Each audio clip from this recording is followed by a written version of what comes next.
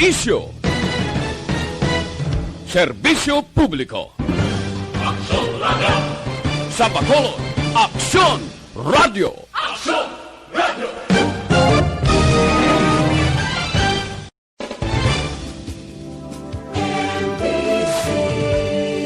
Manila Broadcasting Company. Sa balita, komentaryo, isyu, serbisyo publiko. Aksyon Radio! Sa Bacolod, Aksyon Radio. Aksyon Radio!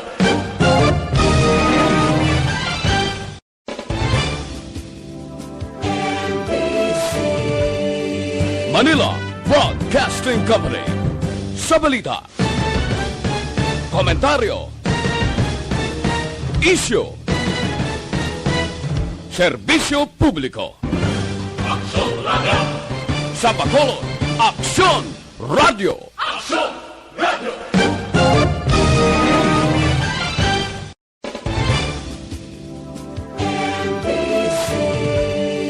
Manila Broadcasting Company.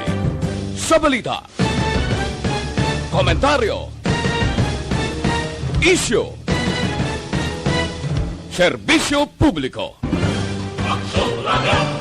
Sa Bacolod, Aksyon Radio. Aksyon Radio!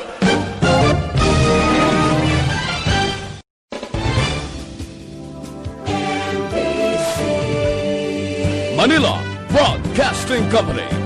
Sa balita, komentaryo, isyu, serbisyo publiko. Aksyon Radio! Sa Bacolod, Aksyon Radio. Aksyon Radio!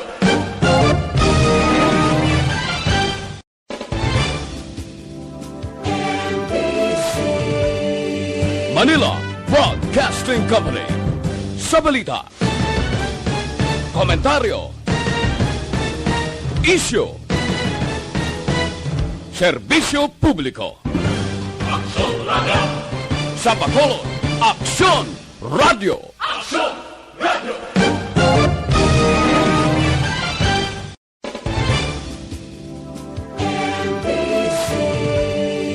Manila Broadcasting Company. Sa balita, komentaryo, isyu, serbisyo publiko. Aksyon Radio! Sa Bacolod, Aksyon Radio. Aksyon Radio!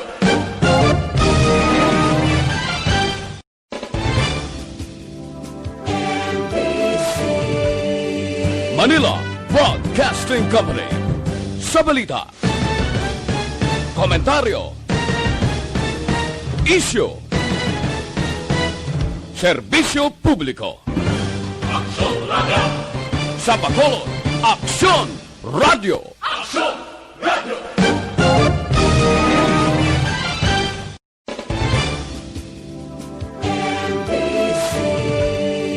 Manila Broadcasting Company.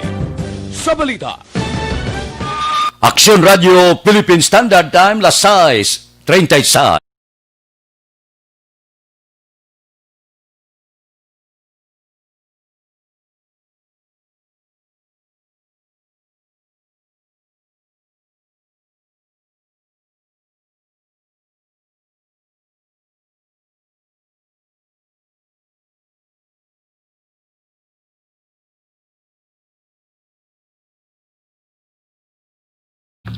Action Reports, second portion. Di kalidad, kag madalong ng mga analisis sa pinakainit na balita sa bilog na probinsya kag nasyon. Action Reports, second portion. Patas kag balanse na komentaryo sa mga issues kag mga balita nga nagaapekto sa mga pumuluyo sa adlaw-adlaw nga tanan. Action Reports, second portion. Upod sa veterano kag respetado nga komentarista, Action Fred Salanga.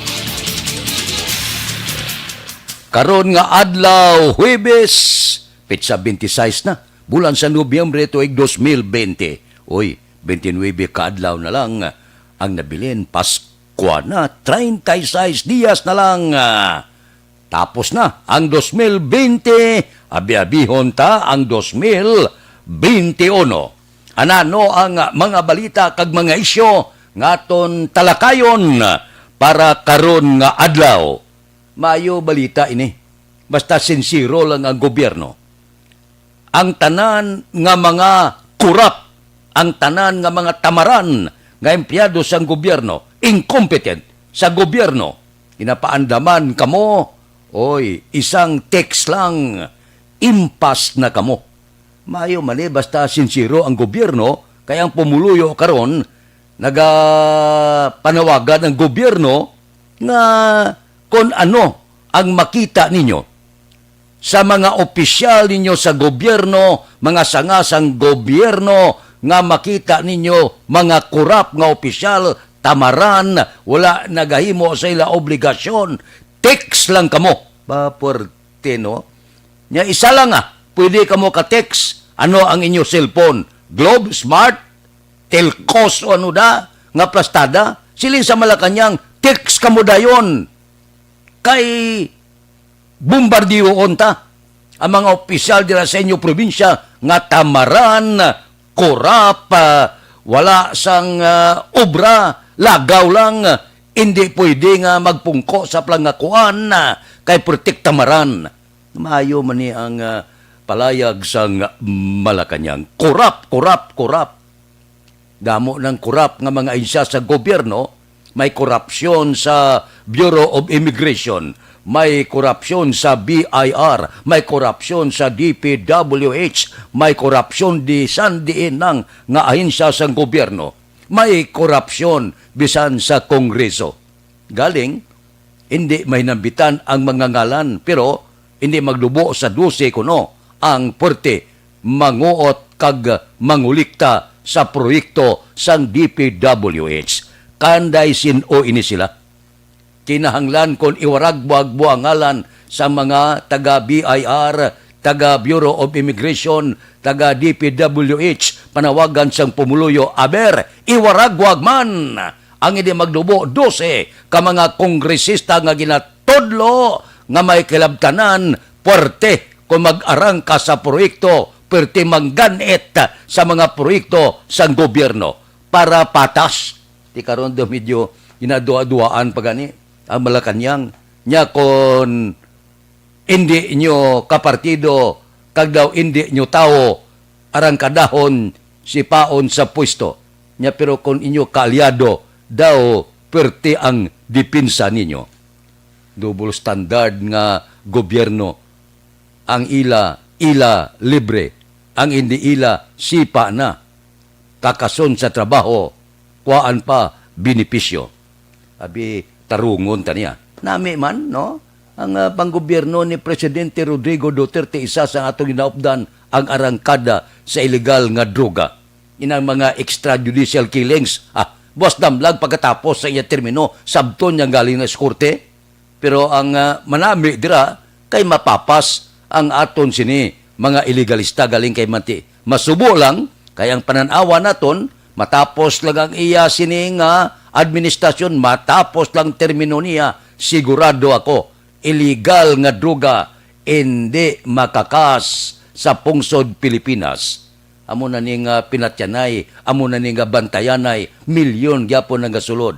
Hindi makakas ang korupsyon sa gobyerno. Budlay ni kakason, illegal nga panahor, nung ka. Tinuig na. Sin katuig na. Ano paggatap na mus naman? Alin sang timpo ni Kristo ginlansang siya, gadays ng soldado, akalain. Aksyon Radio Philippine Standard Time, las 6:41. Mabalik kami pagkatapos ini.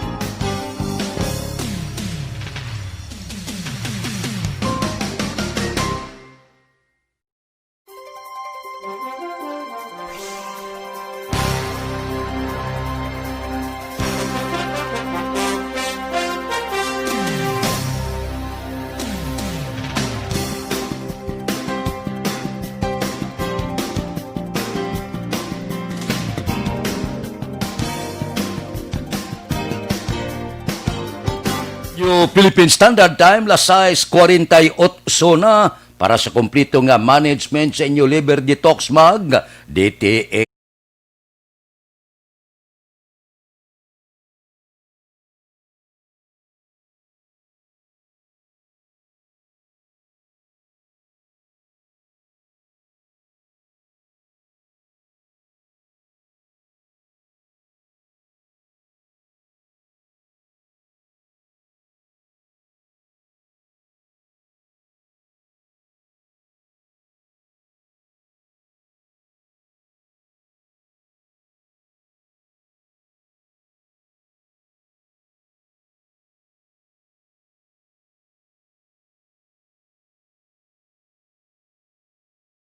Yung Philippine Standard Time, las 6:48 na. Kung jackpaton kita, maayo ini nga kapalaran sang Bacolod. Kung tani, kung pahanugutan sang National IETF. Ano ini? Ang apila liwat sang syudad sa Bacolod nga kung mahimo i-downgrade ang aton community quarantine status. Kapangabay ang Bacolod, pagi kay Mayor Bing, nagpadala sang sulat kung pamatian ta kahapon si City Administrator Imang nga pirmado na ni Mayor Bing ang sulat nga ipadala dito sa nasyonal. Plano nga kung mahimo, gaayo, gaapila nga ipaidalom kita sa Modified General Community Quarantine bulan sa Disyembre. Nga kon tugtan sang National IETF base Disyembre 1 base. Pero nagadepende ini sa sitwasyon sang syudad sa Bacolod ang pagsaka panaog sang biktima sang COVID-19. Kon padayon magasarurot ang biktima sang COVID-19 may dako nga posibilidad. Amon ng siling pinimibla ni Vice Mayor Elced Pamilyaran, depende sa pumuluyo kung topanon ta ang tanan nga mga pangabay, tanan nga ginalihog, tanan nga mando sa departamento sang ikaayong lawas, national, provincial, kag lokal, nga sundon ang tanan nga mga protokol agod nga magsarurot ang COVID-19. Dako ang tsansa nga manaog kita sa Modified General Community Quarantine. So, initanan, nasandig sa imo, nasandig sa akon, sa aton tanan. Kung paano tumanon ang mga palayag sang Departamento sang Ikaayong Lawas. Number 1, face mask kita. Number 2, face shield kita. Number 3, social distancing kita. Kung himuon ini, sang tagsa kadaga Bacolod, daw dako kayo ang tsansa nga base pahanugutan nga ipapanaog kita sa Modified General Community Quarantine. Kabay pa. Aksyon Radio Philippine Standard Time, las 6:51. Mabalik kami pagkatapos ini.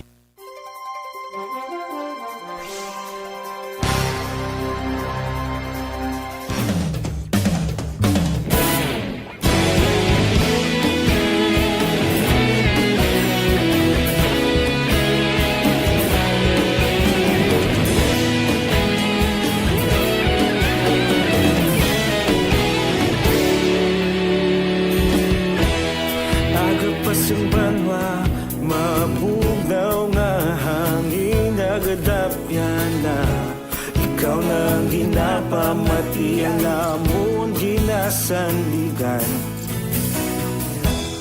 Tingog sang probinsya kamatuuran ginapalap na minsay nga may dala paglaom kag kasanan. Tinuig na nagligan, ikaw gihapon ang ako nga istasyon. Sa pagbudlak sang adlaw, sa pagduhaw sang biton, mga balita nga dala inspirasyon. Aksyon radyo, Bacolod man sa gihapon. Padayon Aksyon radyo, Bacolod saludo sa imo. Padayon Aksyon radyo, serbisyo. Patas kag balanse, matuod nga mensahe, wala sang hinadampingan. Padayon Aksyon Radio.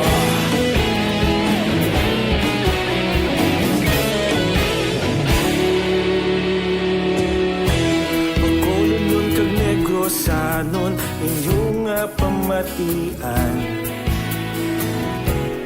Stasyon nga nagapalaplag sang kamaturan.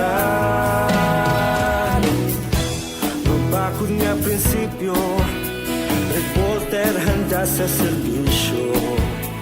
Kahapon, karon kag sa gihapon, kita magapadayon.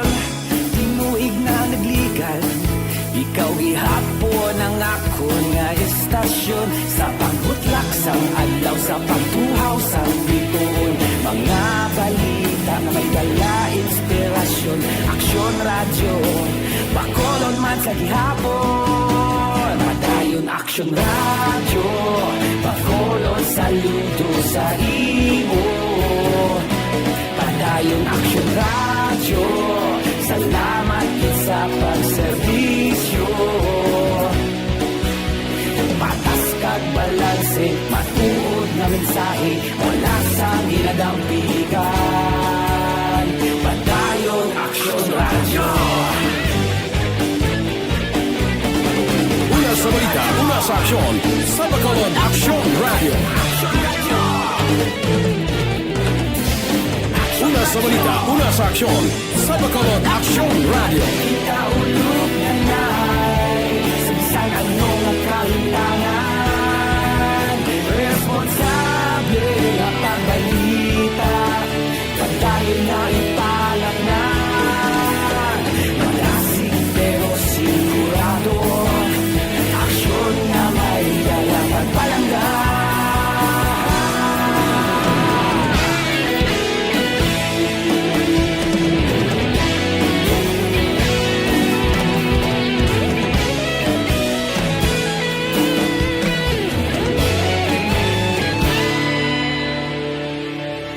Padayon Aksyon Radio, Bacolod saludo sa imo.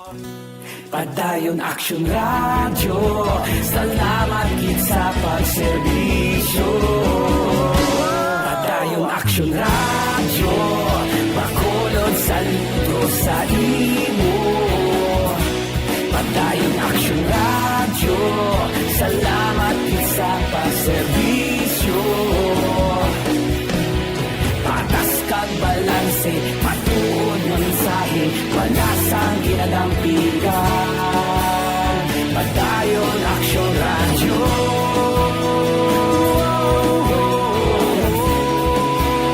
Padayon Aksyon Radio.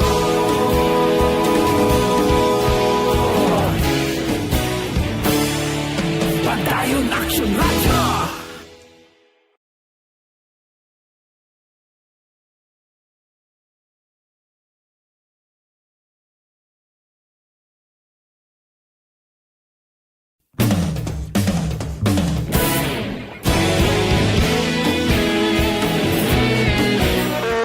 Aksyon Radio Philippine Standard Time, las 6:56 kahapon. Ang isyu naton sa Sineco, ginsabat inis ang pila ka mga grupo, mga abogado, pila ka mga sektor, kag subong ginaldihon nila kung paano i-report dito sa Malacañang. Kaya man, timing gid, nanawagan ang Malacañang 888-448. Itawag kung may mga problema, may mga kurap kag iban pagid, nga mga tamaran o kung ano paman nga sangasang gobyerno. Ti kahapon na nawag ang isa ta kaabyan, may grupo na nga ginadihon nila subong kung paano i-report ining pagkastigo sa aton sang Sineco sa perti kataas nga balaran kag lawlaw nga serbisyo. Ti siling ko ilakip yuda halos kung dali na lang ang pagpangatag billing, brownout sa aga, brownout sa ugto, brownout sa gabi. Wala man sang kung ano pa mga pahanumdum sa konsumidor. Pagkatapos, ibutang man sa inyo da reklamo nga ang kinawatan niya, ang nagapangawat sa mga gamit sa Sineco, ginapatong sa aton nga konsumidor. Ibutang man dira nga kooperatiba kag miyembro kuno kita. Pero kung magpasaka kag kun ano ang pagbalbal nila, pagpantos sa konsumidor, wala kitak balo. Dapat kung miyembro ka sang kooperatiba, kundi dapat patawag ka, magpasaka sa kung ano man nga balayran, di daw wala man lang, daw wala man kita labot. Nami man tani kung ang serbisyo maayo, bisan daw mataas-taas daw, makasiling kita gano maayo man. Pero ti wala gid, guba ng mga kagamitan mo sa sulod sa balay, sanghala, patay siga. Wala-wala gid ang serbisyo, pasaka balayran sa kuryente. So kabay pa, matapos ang pagdihon sini, mapalabot, makatawag kita, dito sa 888 kag iplastar amo na ning sitwasyon sa COVID-19, balbalon pa kita, sa hindi magkalaamo nga pasaka sa balaran sa kuryente, may tani kung mayong serbisyo. Ang sakit na siling ko kapon, kay ang tanan nga kinawat iya, sa siniko, ipalukdo nila sa aton, kitang pabayron. Daw hindi amo. Aksyon Radio Philippine Standard Time, Lasay, 59. Mabalik kami pagkatapos ini.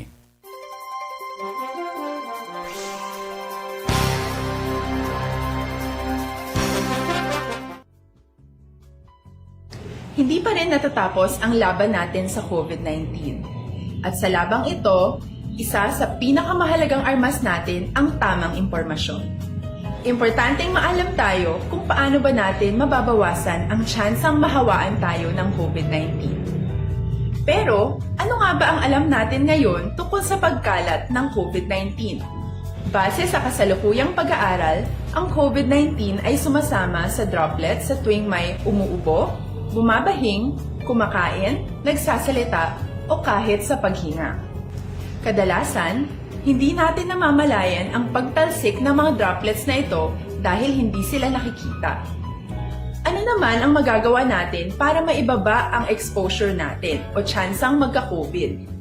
Kailangan nating maibaba ang exposure mula sa virus tuwing nakikipagsalamuha tayo sa iba. Isa sa pinakamainam na tool ang face mask upang mabawasan ang ating exposure at ang pagkalat ng COVID-19. Kaya naman, face mask ang bida topic natin for today. Binabawasan ng mask ang tsansang makahawa at makapanghawa tayo sa ibang tao. Ayon sa current studies, kaya nitong bawasan ang ating risk of infection ng 67%. Ngayon, napakadami ng face mask na available para sa atin. Ika nga options, options, options. So, how do you get to decide which one to use? I-ready ang inyong mga phone at i-screenshot ang mga comparison na ito ng iba't ibang mask.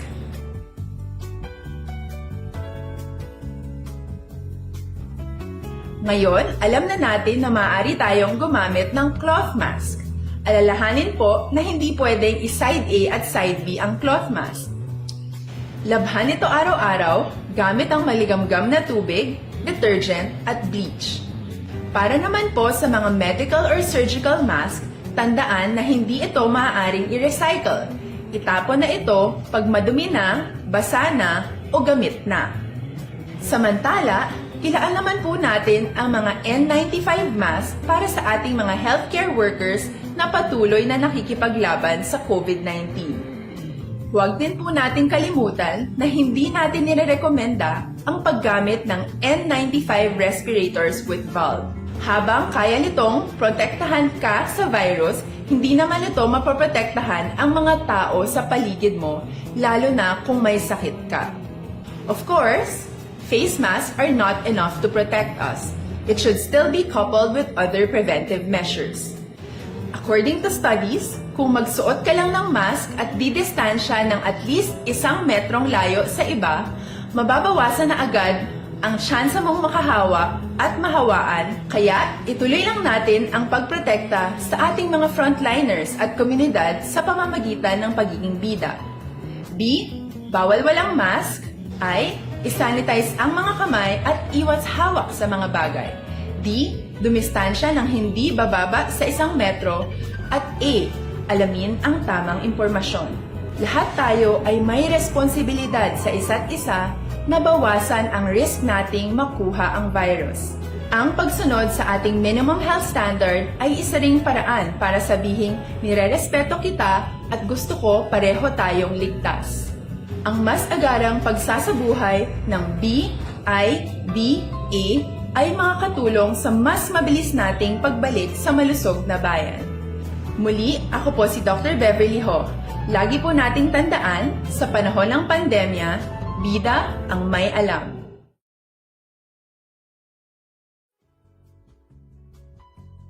Hindi pa rin natatapos ang laban natin sa COVID-19.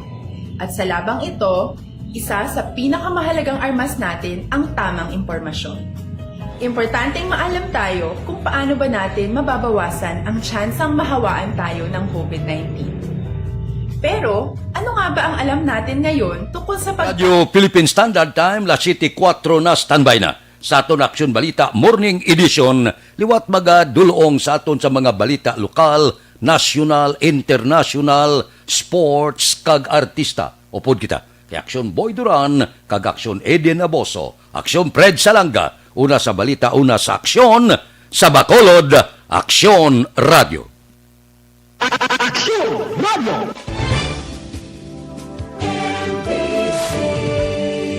Manila Broadcasting Company. Sa balita, komentaryo, issue, serbisyo publiko. Aksyon Radio. Sa Bacolod,